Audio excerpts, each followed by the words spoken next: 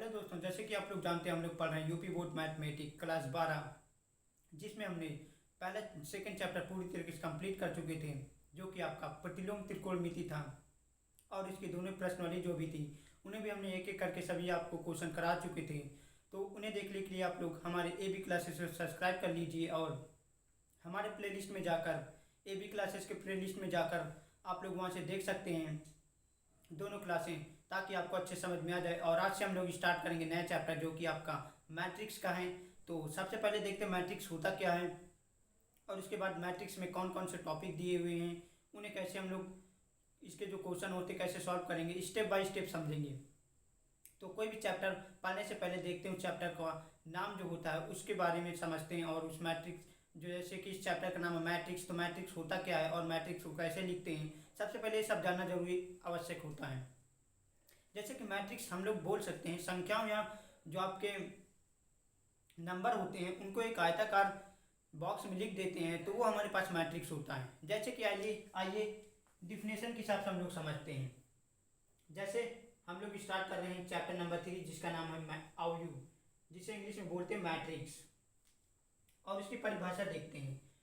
देखिए यहाँ पर बोर्ड में लिखा आव्यू संख्याओं या फलनों का एक आयताकार क्रम विनिमय है। इन संख्याओं या फलनों की अवयवों के अथवा प्रविष्टियां कहते हैं। मतलब जो इसके अंदर जो लिखे होते हैं A11, A12, A21, A22, ये इनको हम लोग प्रविष्टियां बोलते हैं। और इसे अंग्रेजी के वर्णमाला के कैपिटल लेटर अक्षर से लिखते हैं। मतलब जो आपका मैट्रिक्स होता है उसे संख्याओं के जो आयताकार बॉक्स होते हैं उसमें लिखना हम लोगों को मैट्रिक्स कहलाता है। और साथ में जो उस मैट्रिक्स में अंदर यहाँ पर लिखे होते हैं A11, A12, A211, इन्हें हम लोग प्रविष्टियाँ या अवयव बोलते हैं।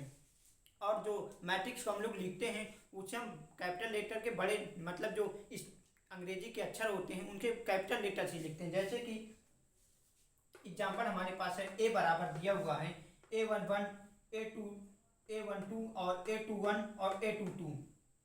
ये हमारे पास जिसमें 2 पंक्ति और 2 कॉलम है उसका मैट्रिक्स होता है। इसी प्रकार हमारे पास जिसमें 3 पंक्ति और 3 कॉलम होते हैं उसका भी मैट्रिक्स होता है। जैसे एग्जांपल हमारे पास लिखा हुआ है A11, A12, A13 और A21। इसी प्रकार सभी लिखे हुए जिसमें 3 पंक्ति, आप लोग देख सकते हैं 3 पंक्ति और 3 कॉलम है। इसमें जो इस प्रकार लिखे होते हैं इन्हें हम लोग पंक्ति बोलते हैं। ये होती हैं इस प्रकार जो रो सीधी लिखी होती है इसे हम पंक्ति बोलते हैं, इसे हम लोग पंक्ति बोलते हैं। और जो इस प्रकार लिखे होते हैं इन्हें हम लोग स्तंभ बोलते हैं।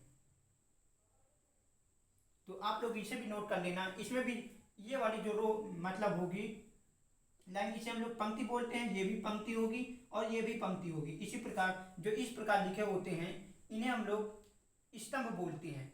ये भी स्तंभ होगा, ये भी स्तंभ होगा, ये भी स्तंभ होगा। तो इस प्रकार इसमें जिसमें 2 पंक्ति और 2 कॉलम है ये उस प्रकार का अवयव है।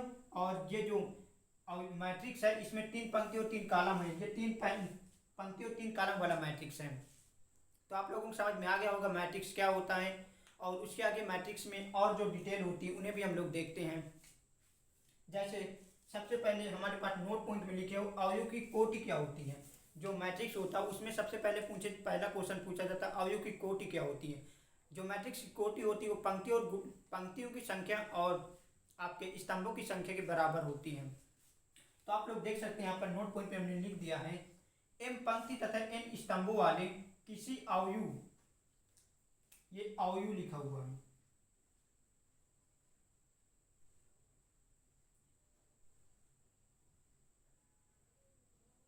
अवयव को m गुणे n को ऑर्डर का अवयव मतलब ऑर्डर कहते हैं। या इसका जो लिखा होता है ये, सॉरी एक मिनट फिर से देखते हैं। जैसे कोई आपका मैट्रिक्स है उसमें पंक्ति और स्तंभ है, उन दोनों पंक्ति और स्तंभ को जब हम लोग आपस में गुणा करा देते हैं तो वही हमारा आर्डर होता है। जैसे एग्जांपल के द्वारा हम लोग समझते हैं। जैसे हमारे पास ये जिसमें 2 पंक्ति और 2 कॉलम है इसमें हम लोग आर्डर देखते हैं क्या होता है। तो हमारे पास आप लोग ये चाहें तो ये फार्मूले के जरिए निकाल सकते हैं। जैसे आप लोग जानते हैं, इसे आप लोग नोट कर लेना, ये लिखा हुआ है ऑर्डर ऑफ मैट्रिक्स, जो होती पंक्तियों की संख्या गुणे स्तंभों की संख्या। मतलब जो पंक्ति अंदर लिखे होती, जैसे ये पंक्ति और ये स्तंभ है, तो पंक्तियों की संख्या और स्तंभों की संख्या को आपस में गुणा करा देंगे तो वही हमारा आर्डर होता है। तो उम्मीद करते हैं आपको समझ में आ गया होगा। एक बार आपको फिर से रिवाइज करा देते हैं। सबसे पहले देखते हैं मैट्रिक्स क्या होता है। मैट्रिक्स कोई भी संख्या या आपका जो फलन होते हैं उन्हें हम आयताकार के रूप में, आयताकार बॉक्स के रूप में अगर लिखते हैं तो वो हमारा मैट्रिक्स होता है। और मैट्रिक्स को हम लोग अंग्रेजी के कैपिटल लेटर से लिखते हैं, जैसे कि हम आपको एग्जांपल के द्वारा समझाएं। और इसमें जो इस प्रकार लिखे होते हैं इन्हें हम लोग पंक्ति बोलते हैं, और जो इस प्रकार लिखे होते हैं इन्हें हम लोग स्तंभ बोलते हैं। इसी प्रकार इसमें भी जो बी बराबर लिखा हुआ है ये हमारी पंक्ति होंगी तीनों, और ये तीनों हमारे कॉलम होंगे। तो आप लोग इसे नोट कर लीजिए और इसके आगे हम लोग देखते हैं अब मैट्रिक्स कितने प्रकार के होते हैं, और उसके बाद आगे जो भी कंसेप्ट दिए होंगे उनको भी एक एक करके हम लोग पढ़ते हैं। तो आप लोग इसे नोट कर लीजिए।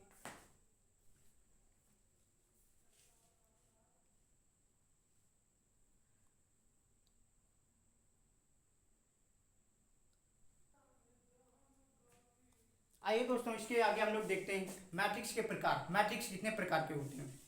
जैसे कुछ मैट्रिक्स हम लोग लिख दिए, ऊपर लिखा हुआ मैट्रिक्स के प्रकार, टाइप ऑफ मैट्रिक्स। तो पहला मैट्रिक्स हमारा होता है जिसे हम लोग स्तंभ अवयव बोलते हैं। स्तंभ अवयव वे अवयव होते हैं जिसमें केवल स्तंभ होंगे और पंक्ति नहीं दिया होता है। और जो पंक्ति अवयव होते हैं उसमें सिर्फ पंक्ति दिया होगा, उसमें स्तंभ नहीं दिया होगा।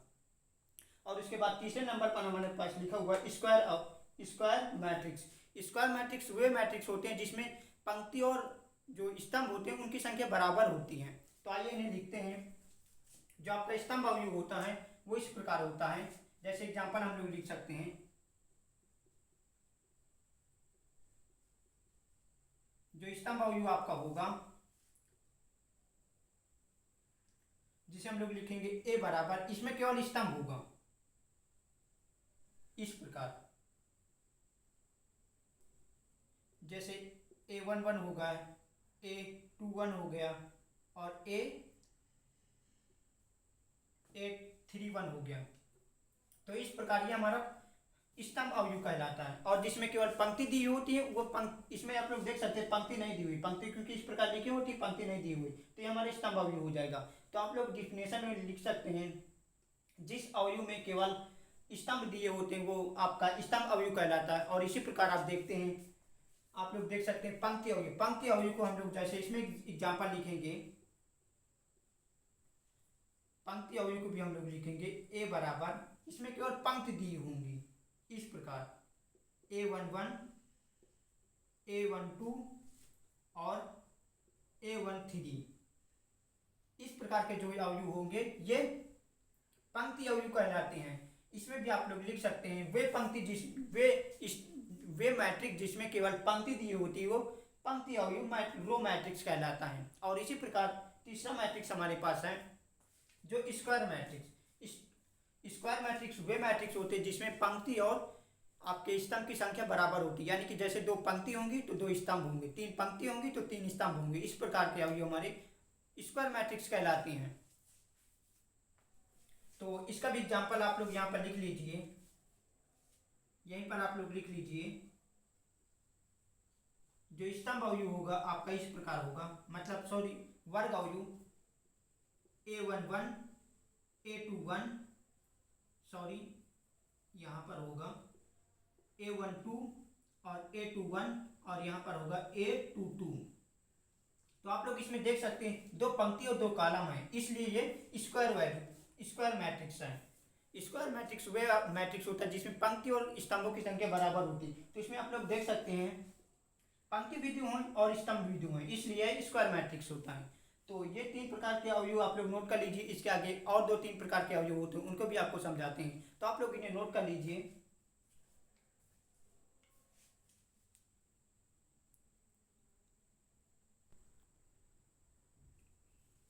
आइए दोस्तों, इसके बाद हम देखें और जो मैट्रिक्स के प्रकार होते हैं उनको भी देखते हैं।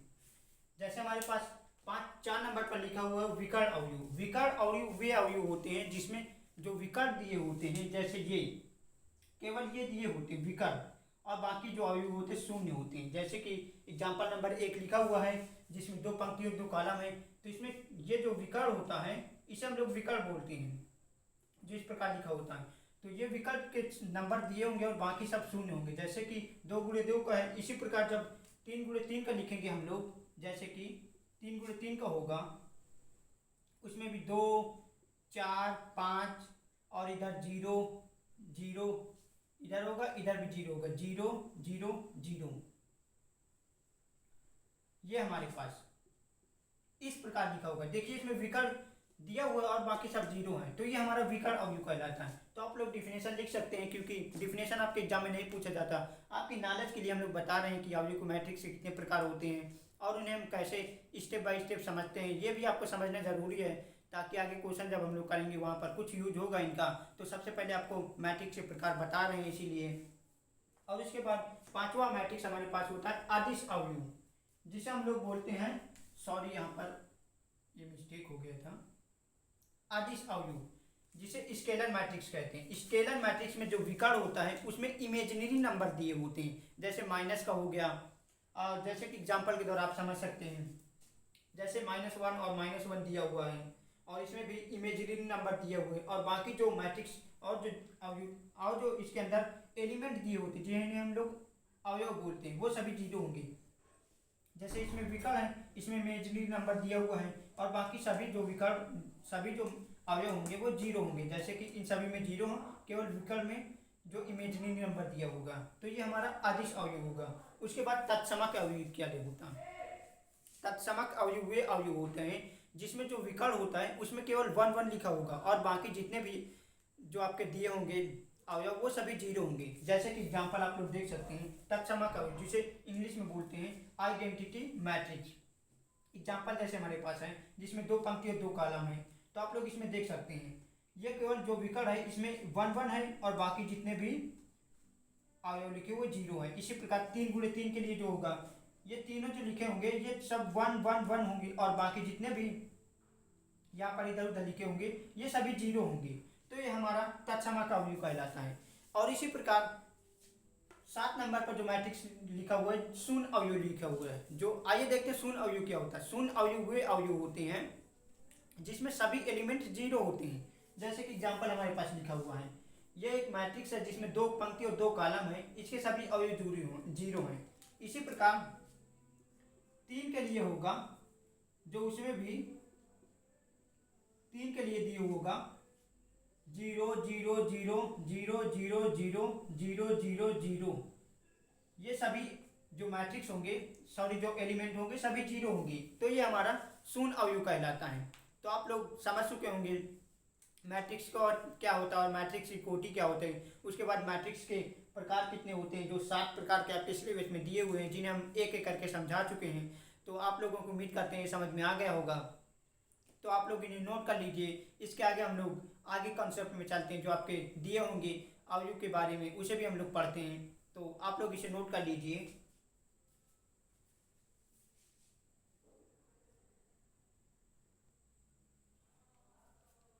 आइए दोस्तों, इसके आगे हम लोग देखते हैं समान कोटि के अवयव। और हम लोग बीच में वीडियो को पीएचडी इसलिए कर देते हैं ताकि लिखने में टाइम लगता है और आपको टाइम देखना पड़ता है, इसलिए हम पहले से नोट कर देते हैं, उसके बाद आपको समझा देते हैं। जब आपकी प्रश्नोली कराएंगे तो आपको लिख लिख के एक एक क्वेश्चन बताएंगे और स्टेप बाय स्टेप।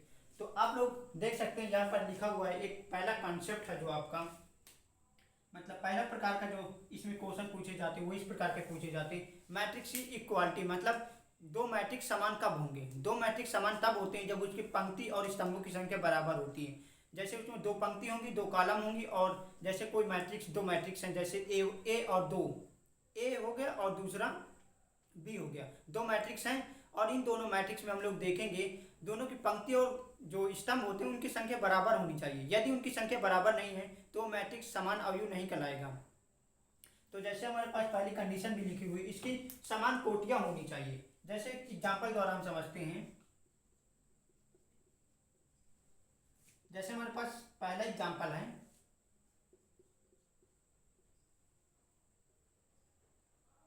लिख सकते हैं हम लोग 1 2 3 4, ये है। और दूसरा हमारे पास जो एग्जाम्पल है वो इस प्रकार है 3 2 1 4। ये 2 हमारे पास मैट्रिक्स लिखे हुए हैं। तो इसमें आप लोग देख सकते हैं इसमें भी 2 पंक्ति हैं और 2 कॉलम, दो पंक्ति हैं, पंक्ति 1 और पंक्ति 2, और इसमें दो कॉलम है, कॉलम 1 और कॉलम 2। और बी में भी आप लोग देख सकते हैं, इसमें दो पंक्ति हैं और दो कॉलम हैं, इसलिए ये दोनों पंक्ति जो दोनों मैट्रिक्स हो गए समान अवयव कहलाते हैं। तो आप लोग समझ चुके होंगे समान अवयव क्या होते हैं। और इसी प्रकार जिसमें तीन पंक्ति होंगी, मतलब दिन में तीन पंक्ति होंगी और तीन कॉलम होंगे, वो भी मैट्रिक्स तभी समान होंगी जब उसके तीनों पंक्ति और तीनों कॉलम मैट्रिक्स ए और मैट्रिक्स बी दोनों में बराबर होनी चाहिए, पंक्ति और संख्याओं की संख्या, तभी वो मैट्रिक्स बराबर होंगे। आप लोग यहाँ पर लिख भी सकते हैं, जब यहाँ पर आप लोग लीजिए m बराबर n, यानी कि पंक्तियों की संख्या और कॉलम की संख्या बराबर होनी चाहिए, तो वो हमारे समान अवयव कहलाते हैं। तो आप लोग इसे नोट कर लीजिए। तो इस प्रकार हम लोगों ने मैट्रिक्स, पहले मैट्रिक्स की डिफिनेशन समझी, उसके बाद मैट्रिक्स की कोटि क्या होती है उसे भी समझ लिया, और उसके बाद मैट्रिक्स के प्रकार क्या होते हैं, और उसके बाद लास्ट में हम लोग ये देखें मैट्रिक्स समानता, और मैट्रिक्स में मतलब इक्वल कब होंगे, और मैं जब इक्वल होते हैं तो हम आपको बता दिए कि कोई मैट्रिक्स तभी इक्वल होगा जब उसमें पंक्ति और स्तंभ की संख्या बराबर होगी। जैसे इसमें आप लोग देखें हैं, दो पंक्ति और दो कॉलम है, इसमें भी दो पंक्ति और दो कॉलम है, इसलिए जो मैट्रिक्स होगा वो ए बराबर बी होगा। तो इस प्रकार के क्वेश्चन आपको पूछे जाएंगे जिसमें दो मैट्रिक्स दिए होंगे, उनको समानता दिए होंगे और इसमें पूछेंगे एक्स वाई जेड के मान। तो आप लोग जैसे क्वेश्चन आएंगे उस क्वेश्चन के हिसाब से हम लोग बताएंगे। तब तक के लिए आप लोग इसे नोट कर लीजिए। उसके आगे हम लोग अब सीधे चलते हैं आपकी प्रश्नावली में, क्योंकि जितने भी आपके बेसिक जानकारी के आपको दे चुके हैं, अब सीधा प्रश्नावली में देखते हैं, और इतना ही जो आपको बेसिक बताएं इसी में से ये प्रश्नावली कंप्लीट हो जाएगी। तो ये प्रश्नावली के सारे क्वेश्चन हम लोग करते हैं, उसके बाद आगे देखते हैं। फिर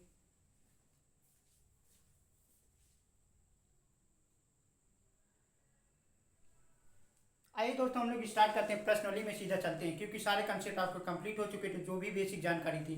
तो देखिए प्रश्नावली में पहला क्वेश्चन हमारे पास दिया हुआ है, एक मैट्रिक्स दिया हुआ है। इसमें सबसे पहला क्वेश्चन पूछा गया है अवयव की कोटि क्या होती है। तो हमने आपको पहले बता दिए थे अवयव की कोटि, जिसमें पंक्ति गुणे मतलब जो पंक्ति की ये जो पंक्ति होती है और ये जो स्तंभ होते हैं, इनको आपस में गुणा करा देंगे तो वही हमारी कोटि होती है, यानी पंक्तियों की संख्या गुणे स्तंभों की संख्या, वही हमारी कोटि होती है।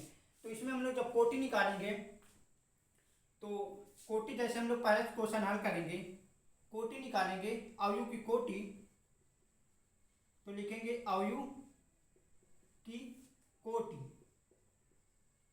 अवयव की कोटि क्या होगी आप लोग देख सकते हैं। इसमें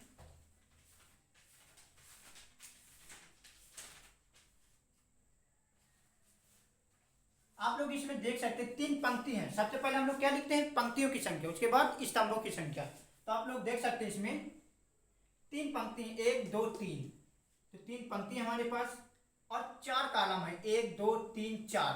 तो पंक्ति गुणे स्तंभ, पंक्तियों की संख्या गुणे स्तंभ की संख्या, ये हमारे पास कोटि निकल जाएगी। उसके बाद अवयवों की संख्या पूछता है। तो अवयवों की संख्या क्या होती है, जो इसमें लिखे होते हैं जितने भी एलिमेंट, वही अवयवों की संख्या होती है। जैसे 1 2 3 4 5 6 7, ये सभी प्रकार के अवयव जो हमारे पास लिखे हुए 3 3 6 9 और 12, यानी कि टोटल हमारे पास 12 एलिमेंट है। तो दूसरा क्वेश्चन का आंसर जो हमारे पास हो जाएगा वो अवयव की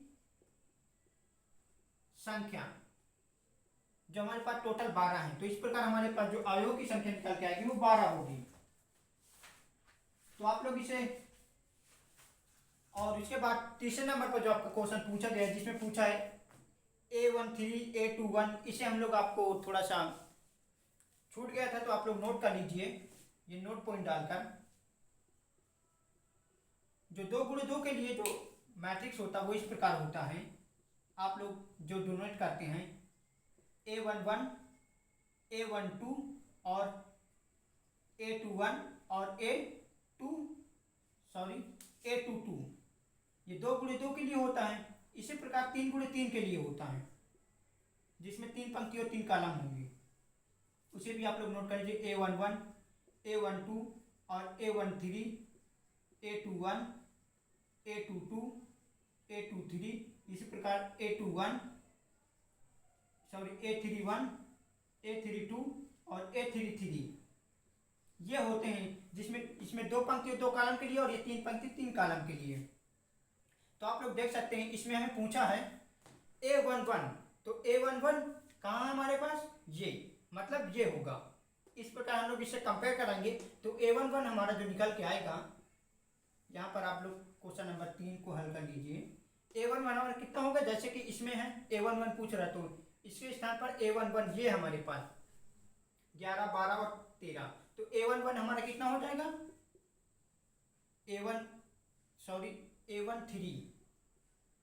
A13 हमारे पास 19 हो जाएगा। और इसी प्रकार A21 क्या है यहाँ पर, इसे जब कंपेयर कराएंगे तो ये होगा, केवल तीन वाला लिखते, 4 वार दे दिया है बाकी देगा नहीं, तो ये होगा 21। तो हमारे पास A21 जो होगा वो आपका 35 दिया हुआ है। उसके बाद A24 इसमें दिया हुआ है, तो 84 इसमें होगा। इसी प्रकार आगे भी हो सकते हैं, A13, A24, इसी प्रकार काफ़ी हो सकते हैं, जैसे इसमें 4 वाला दिया हुआ है। इसके बाद A24 हमारे कितना 20, A24 जो निकल के आएगा हमारे पास 12 हो जाएगा। और इसी प्रकार जो आपका A23 क्या होगा, A23 आप लोग देख सकते हैं, A23 यहाँ पर होगा, आप लोग इससे कंपेयर कराइए। A23 21, 22, 23, तो A23 जो हमारे पास होगा, A23 वो होगा 5/2। तो इस प्रकार हम लोग क्वेश्चन नंबर 1 को कंप्लीट कर चुके हैं, आप लोग इसे नोट कर लीजिए। इसके आगे हम लोग देखते हैं क्वेश्चन नंबर 2, तो आप लोग इसे नोट कर लीजिए और उम्मीद करते हैं आपको समझ में भी आ गया होगा, तो आप लोग इसे नोट कर लीजिए।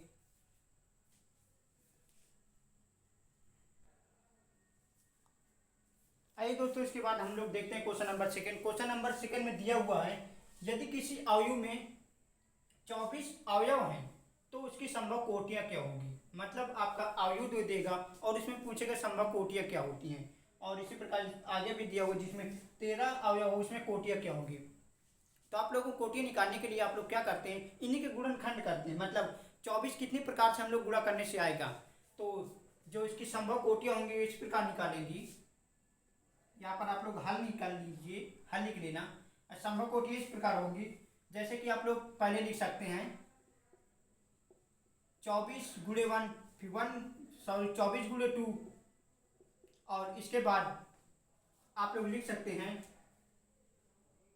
2 गुणे 24, इसके बाद 2 गुणे 24, फिर 24 गुणे 2, और इसी प्रकार आप लोग लिख सकते हैं फिर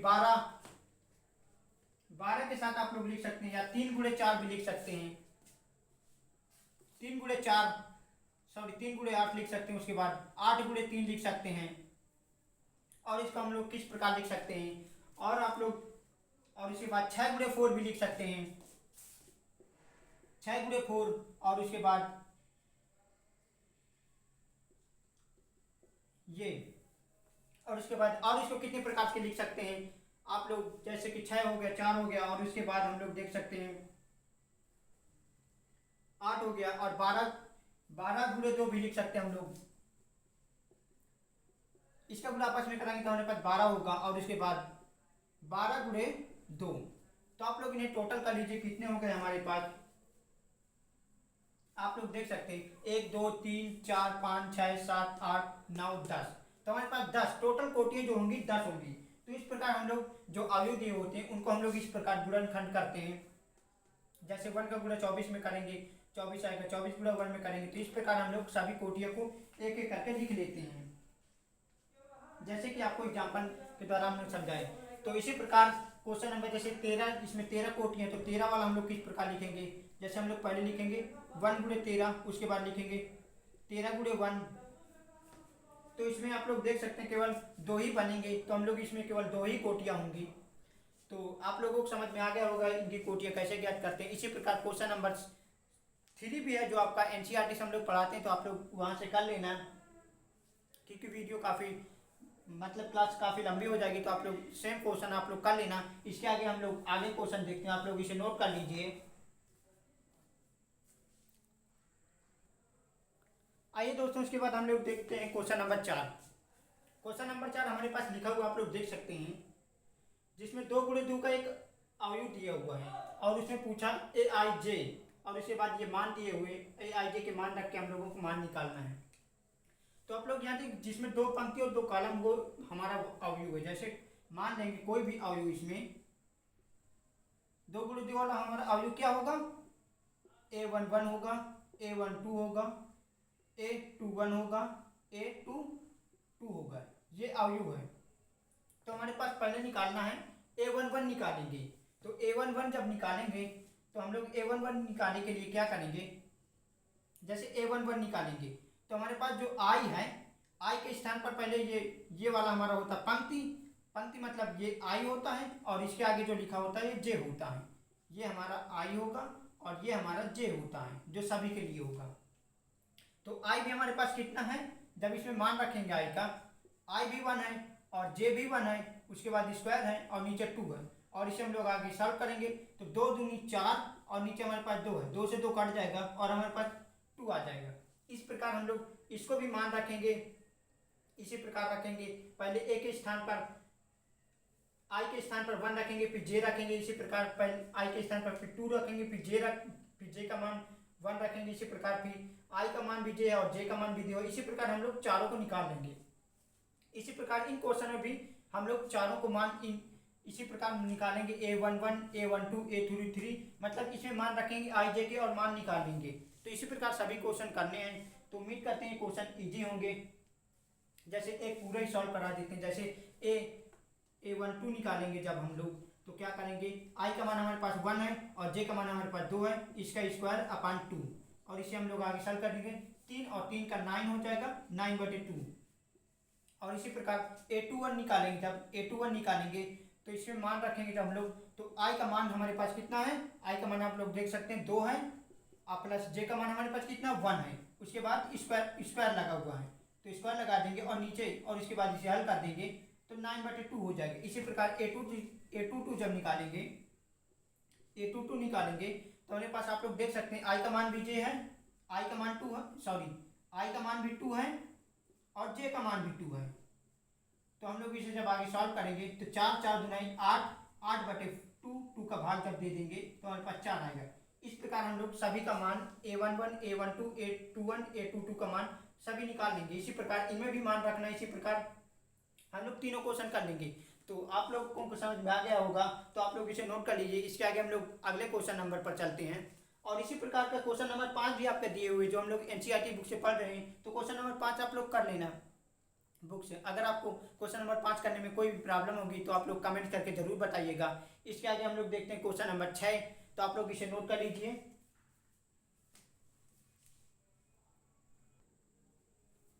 आइए दोस्तों, इसके बाद हम देखते हैं क्वेश्चन नंबर 6। आपको हमने बताया था कोई भी मैट्रिक्स समान कब होगी, जिसमें 2 पंक्ति होंगी और जो जिसमें पंक्ति और स्तंभों की संख्या बराबर होती है वो समान अवयव कहलाते हैं। तो इसी प्रकार क्वेश्चन ये है, इसमें x y z के मान निकालने। तो आइए देखते हैं। जैसे 2 समान अवयव लिखे हुए हैं, आप लोग देख सकते हैं इसमें पंक्ति भी 2 है और कालम भी 2 है और पंक्ति भी 2 है, तो ये दोनों समान अवयव है। तो हम लोग इसके मान निकालने के लिए जो इनके समांतर होंगे, जैसे कि इसके समांतर ये होगा, इसके समांतर ये होगा, इसके समांतर ये होगा और इसके समांतर ये होगा। तो इस प्रकार हम लोग एक्स वाई जेड के मान निकाल सकते हैं। क्योंकि ये समान है तो इनका मान भी समान होगा। जैसे 4 है और इसके स्थान पर ये है तो y का मान 4 हो जाएगा। और जैसे x का मान निकालेंगे तो x के स्थान पर ये भी समान है मैट्रिक्स तो इसके स्थान पर 1 हो जाएगा।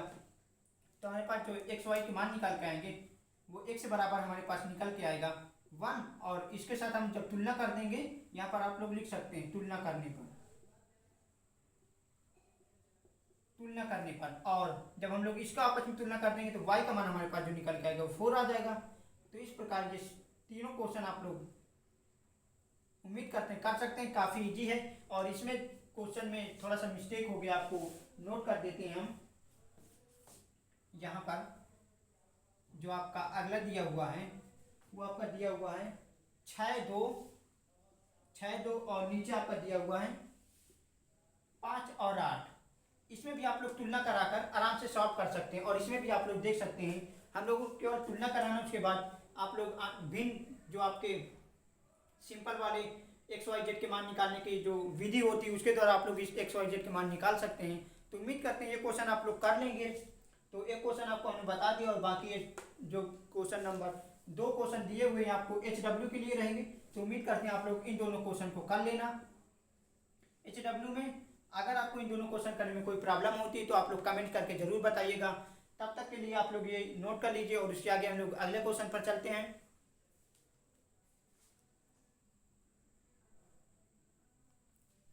चलिए दोस्तों, इसके आगे हम लोग देखते हैं क्वेश्चन नंबर 7। आप लोग देख सकते हैं क्वेश्चन नंबर 7 भी दो इस जो आपके मैट्रिक्स दिए हुए हैं, मैट्रिक्स ए दिया हुआ है और मैट्रिक्स बी दिया हुआ है, दोनों मैट्रिक्स जो आपके समान है।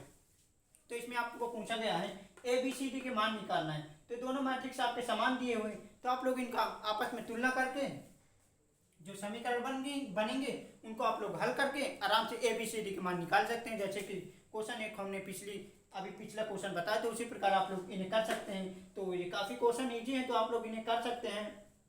और इसके बाद क्वेश्चन नंबर, तो आप लोग इसे HW के लिए लिख लीजिए, ये भी एक क्वेश्चन आपको HW में सॉल्व कर लेना। और उसके बाद 8वें नंबर पर जो क्वेश्चन आपका दिया हुआ है, इसमें लिखा हुआ AIJ के फॉर्म में, और इसमें पूछ रहा है कि ये जो लिखा हुआ है ये कब वर्ग अवयव होगा। तो आपको उन्हें बताते, कोई भी जो मैट्रिक्स होगा वर्ग अवयव तभी होता है जब उसमें पंक्ति और स्तंभों की संख्या बराबर होगी। तो इसमें जो आपके m बराबर n होना चाहिए, यानी कि पंक्ति की संख्या और कॉलम की संख्या बराबर होनी चाहिए, तो ये हमारा वर्ग अवयव होगा। तो जो आपका ऑब्जेक्टिव क्वेश्चन में m बराबर n आप लोग लिख लेना, जिसमें पंक्ति और स्तंभ की संख्या बराबर होगी, वही वर्गाकार अवयव होता है। तो उम्मीद करते हैं आज की क्लास आपको अच्छी लगी होगी, और आज ये प्रश्नावली यहीं से समाप्त होती है। और जो क्वेश्चन आपके एग्जाम्पल जो दिए हुए हैं बहुविकल्पी में, उम्मीद करते हैं आप लोग कर लेंगे जो हम लोग पढ़ रहे हैं NCERT बुक से। तो आप लोग वो क्वेश्चन को आराम से कर लेना। और आज की क्लास कैसी लगी आप लोग कमेंट करके जरूर बताइएगा। तो ये प्रश्नावली कंप्लीट होती है, और अगली जो क्लास आएगी हमारी, उसमें नेक्स्ट टॉपिक हम लोग स्टार्ट करेंगे। तो आप लोग तब तक ये क्वेश्चन नोट कर लीजिए, और आज की क्लास हम लोग यहीं पर समाप्त करते हैं। तब तक के लिए धन्यवाद।